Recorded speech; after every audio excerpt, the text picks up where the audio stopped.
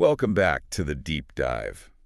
Today we are stripping away the noise and tackling what is probably the single most universal pursuit in human history. Right.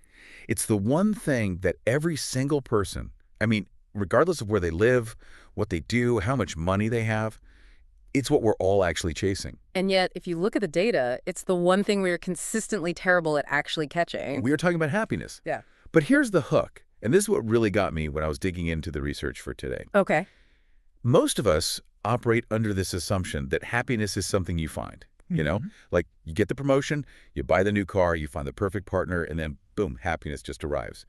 It's a destination. We treat it like a trophy, something you get for winning the game of life. Exactly. But the material we're diving into today just flips that entire script on its head. What if happiness isn't a destination? Right. What if it's not even a feeling that just happens to you? What if happiness is a skill? Something like playing tennis or learning the piano, something you actually train for. It's a pretty radical shift in perspective. And to explore it, we're looking at a modern classic. We're diving into The Art of Happiness, which was published back in 1998. Okay, so I have to play devil's advocate for a second here. Go for it. This book is almost 30 years old. Yeah. It was written before social media, before the smartphone, before the current mental health crisis. Why are we looking at a relic from the 90s to solve modern burnout? That is a totally fair question. But I'd argue the context makes it even more relevant. How so? Well, think about 1998. The economy was booming. Materialism was really at an all-time high. People had stuff. And yet, psychiatrists were seeing record numbers of people who were just miserable. The stuff wasn't working. So the problem was already there. We just have better technology to distract ourselves from it now. Precisely. And the authors of this book, I mean, talk about an odd couple. You could not script a more unlikely pair to tackle this problem. It really is a fascinating collision of worlds. Yeah. On one side, you've got the Dalai Lama, spiritual leader of Tibetan Buddhism, Nobel laureate, a man who spent his entire life in monastic discipline. And on the other side, you have Howard Cutler, A Western psychiatrist. an American psychiatrist. Yeah, not Islam. Right. Dealing with the nitty-gritty of mental illness, medication, Western therapy. So you've got the monk and the shrink. The mystic and the scientist. And the mission of this deep dive is to see what happens when you merge that ancient Eastern wisdom with modern Western psychology. Can you actually learn to be happy, or is it all just down to genetics and luck? Well, let's start with their core premise, because they begin by just dismantling how we usually define the word. Okay. Most of us use happiness and pleasure pretty much as synonyms. If I'm eating a great meal, I'm happy. If I win $500, I'm happy. Right. And are they not the same thing? If I feel good, I feel good. Why does the label matter so much? It matters because of the source. The Dalai Lama argues, and Cutler backs this up with psychology, that pleasure is external. It relies on a stimulus, the food, the money, the praise. Okay, I'm with you. The problem with pleasure is that it's unstable. It's subject to what psychologists call hedonic adaptation. Hedonic adaptation. Unpack that for us. It's basically the treadmill effect. You buy the new car. For 2 weeks, your dopamine spikes. You feel amazing. On top of the world. But then you adapt. The car becomes just your car. The pleasure evaporates, and you're right back to your baseline. You need a new stimulus to get that same feeling. So you're just constantly chasing the next hit. Exactly. Happiness, as this book defines it, is different. It's internal. It's a state of mind that remains stable regardless of what's happening on the outside. It's the difference between the waves on the surface of the ocean, which are chaotic, And the calm water deep down. That sounds great on, a bumper sticker. But how do you actually get there? Because it feels like my mood is completely at the mercy of my day. If my boss yells at me, I feel bad. If I hit traffic, I get angry. I'm not choosing that. It's just happening to me. And that right there is the crux of the whole argument. The Dalai Lama uses this metaphor. He compares the mind to a garden. A garden. If you want a garden, you don't just sit there and hope tomatoes appear. It requires active labor. The labor of the mind. Right.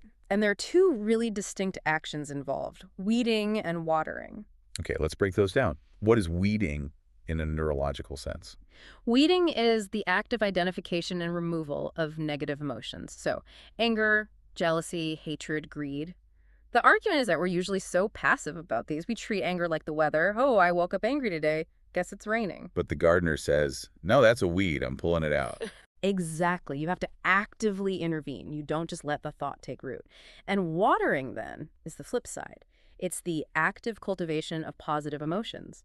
Compassion, patience, kindness. You have to nurture them. This brings us to a specific tool the book leans on really heavily. And I'll be honest, when I first read it, I kind of rolled my eyes a little. Let me guess. Compassion. Compassion. It just sounds so soft, you know? It sounds like Sunday school advice. Be nice to your neighbor.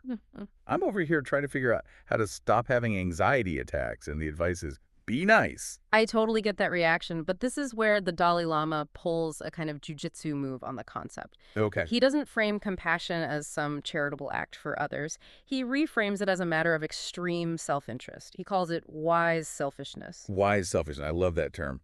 But how is being nice to someone else selfish? Well, think about the physiology of it. When you are angry or hateful or just seething with jealousy, who is actually suffering? I am, yeah. The person I'm mad at is probably eating a sandwich somewhere, totally unbothered. Meanwhile, I've got a knot in my stomach and my blood pressure is through the roof. Exactly. The anger is physically and mentally damaging you. It's metabolically expensive. The Dalai Lama argues that when you practice compassion, when you choose to be kind or patient or forgiving, you are the primary beneficiary. You're basically biohacking your own nervous system to feel peace. So if I'm understanding this right, being a jerk is actually self-sabotage. It is. If you focus only on yourself, you shrink your world down to just your own ego. Every minor inconvenience becomes a catastrophe because it's the only thing in your frame of reference. Right. But when you practice compassion, your perspective widens. You connect with others. Yeah. Your own problems start to seem smaller because they're set against this huge backdrop of humanity. That idea of perspective really seems to be the heavy lifter here. There's a story in the book about the Dalai Lama's own life that I think perfectly illustrates this. His exile. Right. I mean, let's just look at the facts. He was exiled from his own country. He lost his home, his temples, his political position. He's watched his people suffer under occupation for decades. By all accounts, he should be a bitter, broken man. He has every right to be tragic. But he isn't. And when Cutler asks him about this, expecting him to talk about the pain, the Dalai Lama just shifts the camera angle. He says that if he had stayed in the Potala Palace in Tibet, he would have been isolated, a figurehead. But because of the exile, he was forced out into the world. He met scientists, he met world leaders, he learned about democracy and quantum physics. He reframed the tragedy as an opportunity for growth. That is a massive reframe. It is, but the lesson isn't that you have to lose your country to be happy. The lesson is that the event itself doesn't dictate your happiness. Your perception of the event does. The event didn't change? No, he's still in exile. But his emotional reality is completely different because of the angle he chose to look from. I want to push back on this a little, though, because this borders on what people today call toxic positivity. The idea that you should just look on the bright side, even when your life is falling apart. Is the book just suggesting we ignore pain? No, and that is a crucial distinction. Cutler and the Dalai Lama spent a lot of time on the concept of suffering.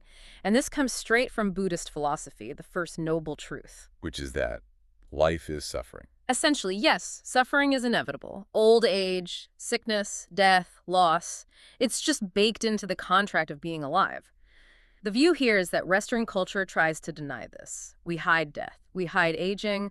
We treat sadness like it's a malfunction that needs to be fixed immediately. We think if we're suffering, something has gone wrong. Exactly. And that belief that suffering shouldn't be happening creates anxiety. It creates a second layer of suffering. The suffering about the suffering. Like, I'm sad, and now I'm stressed that I'm sad, which just makes me sadder. Precisely.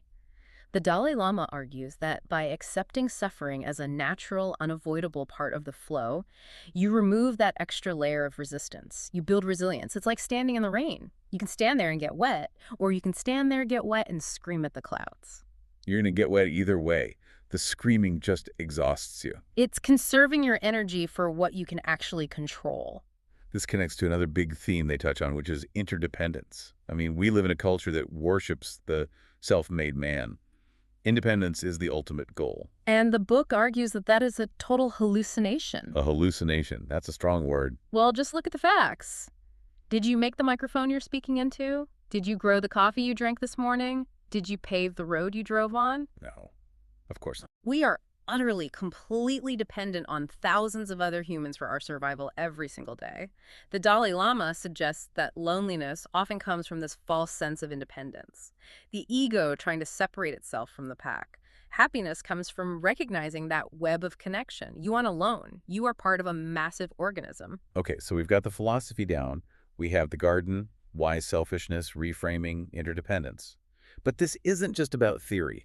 We need to know how to actually do this. If happiness is a skill like tennis, what are the drills? How do we practice? This is where Cutler's scientific mind really helps to crystallize the Dalai Lama's practices into these actionable frameworks. The first and most foundational one is mind training, or what we would usually just call meditation. But they're very clear this isn't just zoning out, right? It's not about trying to have a blank mind. Correct. It's analytic meditation. You are actively using your logic to debate your own emotions. Give me an example of how that works. Okay, let's say you're feeling angry at a coworker. You sit down, close your eyes, and you interrogate that anger.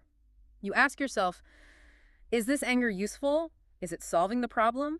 Is it making me sharper? Or is it clouding my judgment? Is it making me happy? So it's like cognitive behavioral therapy, but you're doing it on yourself. That's a perfect way to put it. And when logic tells you, no, this anger is actually making me sick and solving nothing, you practice letting it go. You deconstruct it. Okay, that makes sense. But what about in the heat of the moment? I can't always just sit down and meditate when someone cuts me off in traffic. That brings us to my favorite strategy in the entire book, the antidote technique. This sounds like something out of a spy novel. Huh, it kind of does. It's based on a simple principle of the mind, which is that you cannot hold two opposing mental states at the exact same time. It is physically impossible to be seething with rage and also overflowing with patience simultaneously. So you force the opposite. You force the switch. If you feel anger rising, let's use the traffic example, you catch the weed. You say, I'm angry. And then, immediately, you force a thought of patience. Like maybe they're rushing to the hospital. Exactly. Maybe they're having the worst day of their life. Even if you don't really believe it, you force the thought. By introducing the antidote, you neutralize the acid of the anger. You literally cool the temperature of your brain. So it's fake it till you make it, but for emotional regulation. It's deliberate cognitive reframing. And like any muscle, the more you do it, the faster your reflex becomes. Eventually, you don't even have to force it. It just becomes your default. Strategy number 3 is one that really appeals to the data nerds out there. This is about taking the guesswork out of happiness. Journaling and pattern recognition. Cutler recommends this because, frankly, we're terrible predictors of our own happiness. Oh, for sure. We think, if I go to this fancy party, I'll be happy. Then we go, and we feel awkward and drained. But next week, we accept the invite again. We don't learn from the data. Right. So, you audit your life, you write down what you did and how you felt. And you might start to notice, hey, every time I scroll social media for an hour, my mood drops by 30%. But every time I take a 20-minute walk, my mood goes up 50%. You stop guessing and start investing in the activities that actually yield a return. Exactly. You divest from the things that are bankrupting your mood. Now, we have to talk about the most radical strategy in the book. Yeah. This is the one that I think most people really struggle with, the concept of the enemy. This is the advanced class, the black belt level of this practice. It seems like it. The Dalai Lama argues that your enemy, or anyone who annoys you, threatens you, treats you badly, is actually your greatest teacher. That is a very hard pill to swallow. Thank you to the guy who stole my parking spot. It sounds absurd, but just follow the logic. If you want to build the skill of patience, how do you do it? Can you learn patience from your best friend who always treats you well? No, that's easy. There's no challenge there. Can you learn tolerance from people who agree with everything you say? No. You need resistance. To build a muscle, you need to lift weight. The enemy provides the resistance. They are the gym equipment, the rude waiter, the difficult boss. They are the only ones who can actually test your training. So instead of seeing them as a villain who's ruining your day, you see them as a personal trainer. The personal trainer, exactly. They are giving you a rep to do. Here is a chance to practice patience. And when you view them that way, you stop being a victim of their rudeness and you start using them for your own growth. You keep your power. That is such a powerful flip. It turns every annoyance into an opportunity. And that is the essence of the entire book. It's about agency. You are not a leaf blowing in the wind of your emotions. You are the gardener. So as we bring this all together, we've covered a lot of ground. But if the listener takes away just one core concept from this dialogue between the monk and the psychiatrist, what should it be? I think the ultimate insight is that we all need to audit our happiness portfolio. I like that financial analogy. Break it down for me. Most of us are heavily invested in external assets. We put all our energy into career, money, status, the house, the car, All this stuff. all the stuff. And those are volatile stocks. The market can crash. You can lose the job. The car breaks down. And if 100% of your happiness is tied up in those things, you're extremely vulnerable. You're unhedged. This book is a call to diversify. Invest in your internal assets. Invest in patience, in compassion, in the ability to soothe your own mind. These are the bonds that pay out steady dividends no matter what the external market is doing. Inner peace is the foundation. Everything else is just furniture on top of it. And the final thought I'd leave everyone with is that this is a journey. You don't read The Art of Happiness and suddenly become a Zen master. You don't finish this. It's a practice. It's a lifelong practice, but the science and the spirituality both agree on this. Yeah. It is a skill you can learn. You are not stuck with the brain you have today. Neuroplasticity is real. You can rewire your response to the world. That's an incredibly hopeful thought. It means we aren't just passengers on this ride. We are the drivers. We are the gardeners. So here's our challenge to you, the listener. We want you to try just one mind-weeding exercise today. Just one. Catch a negative thought. Maybe it's annoyance at a long line or some judgment about a coworker. Just catch it and then apply the antidote. Force a thought of patience or kindness. Just try it once. Treat it like a science experiment and see what happens to your own stress levels. You might be surprised at how quickly the temperature drops. Thank you all for listening to this deep dive into the art of happiness. Hopefully we helped you weed the garden just a little bit today. It was a real pleasure. Stay curious, stay balanced. We'll see you in the next one.